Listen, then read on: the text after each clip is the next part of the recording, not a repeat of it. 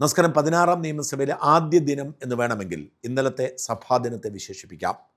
അതിനു മുമ്പൊക്കെ ഓരോരോ ചടങ്ങുകളായിരുന്നു. ഇന്നലെയാണ് സഭാ നടപടിക്രമങ്ങൾ ഡെപ്യൂട്ടി സ്പീക്കർ തെരഞ്ഞെടുപ്പിന് ശേഷം സജീവമായി ആരംഭിച്ചത്. ഇനി സാധാരണ സഭാ നടപടിക്രമങ്ങൾ തുടരും. അമ്പെ പരാജയപ്പെട്ടെത്തിയ LDF അവരുടെ നേതാവായി പരാജയത്തിന് നേതൃത്വം കൊടുത്ത പിണറായി വിജയനെ തന്നെ നിയോഗിച്ചു എന്നത് തന്നെയാണ് ഈ സഭയിൽ ഭരണകക്ഷിയുടെ ഏറ്റവും വലിയ തുറുപ്പ് ചീട്ട്. എന്ത് വിഷയം പിണറായിയോ LDFോ ഉയർത്തിയാലും ആ വിഷയത്തിൽ എന്തായിരുന്നു കഴിഞ്ഞ 10 വർഷം CPMൻ്റെയും LDFൻ്റെയും നയം എന്ന് തിരിച്ചു ചോദിക്കാൻ മുഖ്യമന്ത്രിക്കും ഭരണകക്ഷിയിലുള്ളവർക്കും കഴിയും.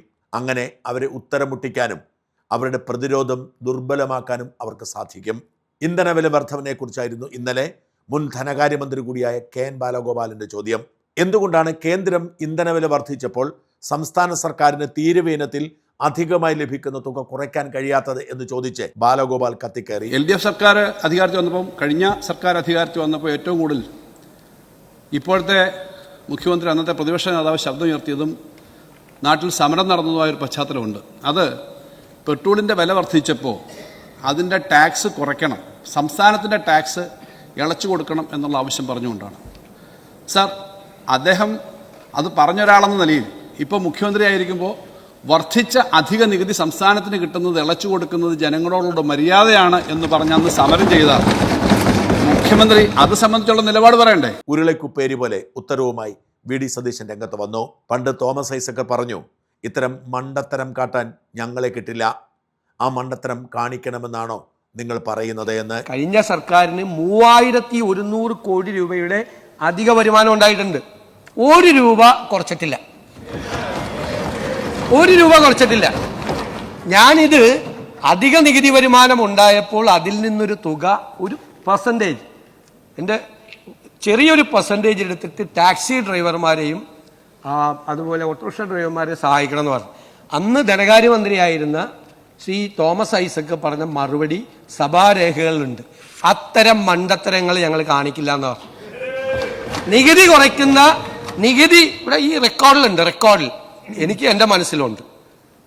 നികുതി കുറയ്ക്കുന്ന മണ്ടത്തരങ്ങൾ ഇടത് സർക്കാർ കാണിക്കില്ല എന്ന് ഇടത് സർക്കാരിൻ്റെ മുൻ ധനകാര്യമന്ത്രി ഈ സഭയിൽ വന്ന് സംസാരിച്ചാണ്. അപ്പൊ എന്നോട് മണ്ടത്തരം ചെയ്യാൻ വേണ്ടിയിട്ടാണോ മുൻ ധനകാര്യമന്ത്രി എന്നെ ഇപ്പോൾ ഉപദേശിച്ചത്? അതാണ് ചോദ്യം, അതാണ് എൻ്റെ ചോദ്യം. CPMൻ്റെ ഓരോരോ കള്ളത്തരങ്ങൾ പടിപടിയായി പൊളിഞ്ഞു വരും എന്നതിൻ്റെ സൂചനയും ഇന്നലെ ഉണ്ടായിരുന്നു. ഏതാണ്ട് 77,000 കോടി രൂപ കഴിഞ്ഞ 10 വർഷത്തിനിടയിൽ നികുതിയേതര വരുമാനമായി, ഗ്രാൻഡായി, GST നഷ്ടപരിഹാരമായി കേന്ദ്ര സർക്കാർ ഇടത് സർക്കാരുകൾക്ക് കൊടുത്തിരുന്നു എന്ന സൂചന പുറത്തു വരികയാണ്. ധവളപത്രത്തിൽ എല്ലാം വ്യക്തമായി പറയാം എന്ന് സതീശൻ പറഞ്ഞപ്പോൾ പിണറായിക്ക് കരി പിടിച്ചതും വെറുതെയല്ല. ഈ സംസ്ഥാനത്തെ തന്നെ വിസ്മയിപ്പിക്കുന്ന ഒരു ധവളപത്രം സംസ്ഥാനത്തിന്റെ സമ്പദ് വ്യവസ്ഥയെക്കുറിച്ച് വരുന്നുണ്ട്. മനസ്സിലായോ? വരുന്നുണ്ട്. ഇതിനൊക്കെയുള്ള മറുപടി അതിൻ്റെ അകത്തുണ്ട്. ഇപ്പൊ പറഞ്ഞതിനൊക്കെയുള്ള മറുപടി, കൃത്യമായ മറുപടി അതിൻ്റെ അകത്തുനിന്നുണ്ട്. അന്ന് കേന്ദ്രത്തിൽ നിന്ന് എന്ത് കിട്ടി, ഇന്ന് കേന്ദ്രത്തിൽ നിന്ന് എന്ത് കിട്ടുന്നില്ല എന്നൊക്കെയുള്ള കാര്യം ഞാനത് വൈറ്റ് പേപ്പറിൽ സഭയുടെ മുമ്പിൽ വെക്കേണ്ട ഒരു സുപ്രധാനമായ രേഖയാണ്. ആ വൈറ്റ് പേപ്പറിലുള്ള കാര്യങ്ങൾ എനിക്ക് പറയാനുള്ള പരിമിതികളുണ്ട്. അത് അനൗചിത്യവുമാണ്, ഒരു ഇംപ്രോപ്രൈറ്റി അതിൻ്റെ അകത്തുണ്ട്, അത് നേരത്തെ പറഞ്ഞാൽ. അതുകൊണ്ട് ആ പേപ്പർ വയ്ക്കുമ്പോൾ വളരെ കൃത്യമായ കാര്യങ്ങൾ പറയും. ധവളപത്രം വരുന്നുണ്ടെന്ന് പറഞ്ഞു, അത് വരുമ്പോൾ നമുക്ക് കാണാം. അതിനെക്കുറിച്ച് എന്താണോ പറയാനുള്ളത് ആ ഘട്ടത്തിൽ ഞങ്ങൾ പറഞ്ഞോളാം. ആ ധവളപത്രം എന്ന ഉമ്മാക്കി കാണിച്ച് ഞങ്ങളുടെ വായടപ്പിക്കാൻ ശ്രമിക്കരുത് എന്നാണ് മുഖ്യമന്ത്രിയോട് പറയാനുള്ളത്. സർ, സിവിൽ സപ്ലൈസ് വകുപ്പിന് കൊടുക്കാനുള്ള 2,893 കോടി രൂപ നിങ്ങളുടെ വീട്ടിൽ നിന്ന് എടുക്കുമോ എന്ന തരത്തിൽ തന്നെ ചോദ്യം ചോദിച്ചാണ് സതീശൻ അടിച്ചൊതുക്കിയിരുത്തിയത് പിണറായിയെ. ഞങ്ങൾ ഈ പൈസ എടുത്ത് ഇത് വേണ്ടാന്ന് വെച്ച് കഴിഞ്ഞാൽ വിലക്കയറ്റം നിയന്ത്രിക്കാൻ ഞങ്ങൾ എന്ത് ചെയ്യും? സിവിൽ സപ്ലൈസ് കോർപ്പറേഷൻ ആണ് കേരളത്തിൽ വിലക്കയറ്റം നിയന്ത്രിക്കാൻ മാർക്കറ്റ് ഇന്റർവെൻഷൻ നടത്തേണ്ട ഏജൻസി. ആ മാർക്കറ്റ് ഇന്റർവെൻഷൻ നടത്തേണ്ട ഏജൻസിക്ക് 3000-ഓളം കോടി രൂപ കടമായി കൊടുക്കാനുള്ളത് ബാക്കി വെച്ചിട്ടാണ് പോയത്. ഇവിടുന്ന് കിട്ടുന്നത് 100-500 കോടി രൂപയാണ്, 500 കോടി രൂപയാണ്. അപ്പൊ ആ പൈസ എടുത്ത് കൊടുത്താൽ നിങ്ങൾ വരുത്തി വെച്ചിരിക്കുന്ന ഈ കടം ആര് കൊടുക്കും? ആ കടം കൊടുത്താൽ മാത്രമാണ് സിവിൽ സപ്ലൈസ് കോർപ്പറേഷനും മാർക്കറ്റിൽ ഇടപെട്ട് ഇപ്പോൾ ഉണ്ടായിരിക്കുന്ന രൂക്ഷമായ ഈ വിലക്കയറ്റം നിയന്ത്രിക്കാൻ പറ്റുള്ളൂ. ഇത്തരത്തിൽ പ്രതിപക്ഷത്തിന്റെ നീക്കങ്ങളെയൊക്കെ അടിച്ചൊതുക്കി ഇല്ലാതാക്കിക്കൊണ്ടായിരുന്നു VD സതീശൻ എന്ന മുഖ്യമന്ത്രി ആദ്യ ദിനം കസറിയത്. എന്നാൽ ഏറെ ശ്രദ്ധ നേടിയത് BJPയുടെ പെർഫോമൻസ് ആയിരുന്നു. സ്വതന്ത്രാംഗമായി G. സുധാകരന്റെ പ്രസംഗവും ഇടപെടലും മറന്നുകൊണ്ടല്ല, പക്ഷെ വെറും 3 സീറ്റുകൾ മാത്രമല്ല BJP ഇന്നലെ അക്ഷരാർത്ഥത്തിൽ സഭ തൂക്കി എന്ന് പറഞ്ഞാൽ അതിശയമൊന്നുമില്ല. 3 പേരിൽ 2 പേർക്കും ഇന്നലെ സംസാരിക്കാൻ അവസരം ലഭിച്ചു എന്ന് മാത്രമല്ല, 2 പേരും ഭംഗിയായി അവർക്ക് പറയാനുള്ള കാര്യങ്ങൾ ദേശീയ രാഷ്ട്രീയത്തെക്കുറിച്ച്, മോദി രാഷ്ട്രീയത്തെക്കുറിച്ച് പറഞ്ഞ് സ്ഥാപിച്ചെടുത്തു. കേരള നിയമസഭയുടെ ചരിത്രത്തിൽ ആദ്യമായാണ് BJP ഉയർത്തുന്ന വിഷയങ്ങളിൽ ഒരു അനുകൂല സംവാദം ഇവിടെ സംഭവിക്കുന്നത്. 2016 മുതൽ 21 വരെ രാജഗോപാൽ സഭയിലുണ്ടായിരുന്നെങ്കിലും അദ്ദേഹം കാര്യമായി BJP പ്രതിരോധ നടപടിക്രമങ്ങൾ എടുത്തിരുന്നില്ല. അതുകൊണ്ട് തന്നെ ഇന്നലെ ആദ്യമായി BJPക്ക് വേണ്ടി, മോദിക്ക് വേണ്ടി, കേന്ദ്ര സർക്കാരിന് വേണ്ടി ശക്തമായ വാദമുന്നയിക്കാൻ 2 നേതാക്കൾക്കും കഴിഞ്ഞു എന്നത് ശ്രദ്ധേയമാണ്. കേന്ദ്ര സർക്കാരിൻ്റെ നിലപാടിനെ തുടർന്ന് വിലക്കയറ്റമുണ്ടാകുന്നു എന്ന് പറഞ്ഞ് അടിയന്തര പ്രമേയ നോട്ടീസ് കൊടുക്കുകയാണ് LDF. പതിവ് ചടങ്ങുകൾക്കപ്പുറത്തേക്ക് സ്വന്തമായി ഒന്നും ചെയ്യാനില്ല എന്നതിന് തെളിവായിരുന്നു ഈ അടിയന്തര പ്രമേയ നോട്ടീസ്. പിണറായി വിജയൻ ആവേശപൂർവ്വം പ്രസംഗിക്കുന്നു.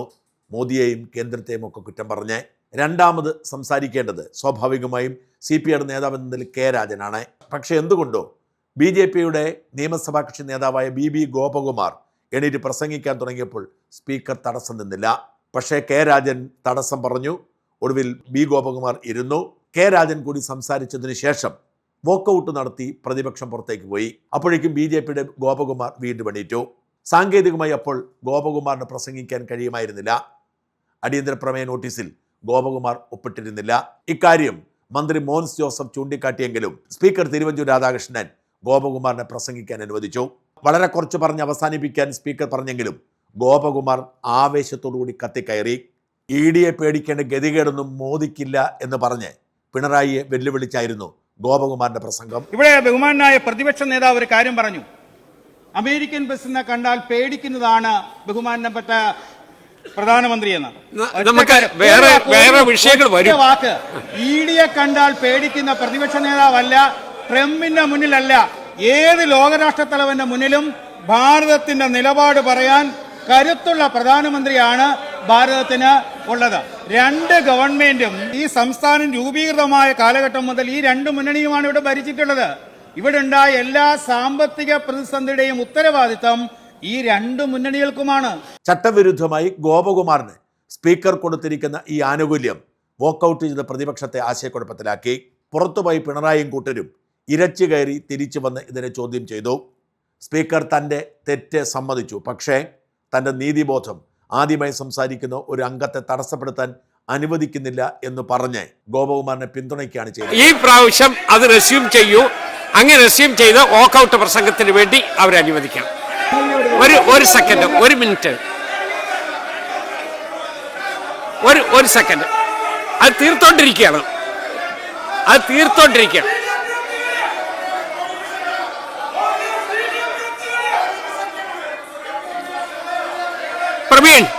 പ്രവീൺ സംസാരിക്കാം. പ്രവീൺ സംസാരിക്കണ്ടേ?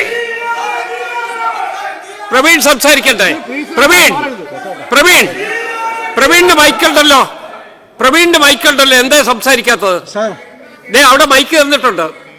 മൈക്ക് തന്ന് വോക്കൌട്ട് പ്രസംഗം ഉണ്ടെങ്കിൽ അങ്ങ് സംസാരിക്കൂ, ഇല്ലെങ്കിൽ അങ്ങേക്ക് വോക്കൌട്ട് പ്രസംഗം ഇല്ല എന്നുള്ള ധാരണ നമുക്ക് മുന്നോട്ട് നീങ്ങേണ്ടി വരും. ഒരു സെക്കൻഡ്. പ്രവീൺ, വോക്കൌട്ട് പ്രസംഗം ഞാൻ ഒരു കാര്യം ഞാൻ പറയാം. ഒരു ലിമിറ്റിൽ നിന്ന് ഞാൻ ഒന്ന് ചെറുതായിട്ട് ഡീവിയേറ്റ് ചെയ്തു, എനിക്കറിയാം. അത് ഡീവിയേറ്റ് ചെയ്യാൻ കാരണം ഒരു പുതിയ മെമ്പർ ആയതുകൊണ്ടാണ്.